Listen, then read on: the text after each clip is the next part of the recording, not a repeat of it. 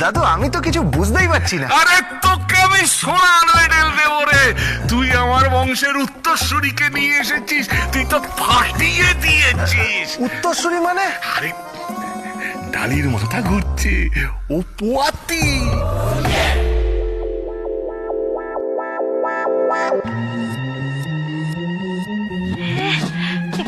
পোয়াতি মানে এ তো পুরাণে পড়েছি, স্বামী স্ত্রী দূরে দূরে থাকতো আর স্ত্রী পোয়াতি হতো, কিন্তু এই যুগে এটা কি করে সম্ভব? এই ডালি, এই তুই কিছু ভাবছিস? না না, কিচ্ছু কিচ্ছু ভাবছি না। ডালি দিদিমণি? এই তুই ওকে দিদিমণি বলছিস কেন? না মানে আমি ওনাকে ভালোবেসে মাঝে মাঝে মণি বলে ডাকি, মাঝে মাঝে দিদিমণি বলে ডাকি, আর মাঝে মাঝে ডালি দিদিমণি বলে ডাকি। ও এই, আচ্ছা আচ্ছা আচ্ছা।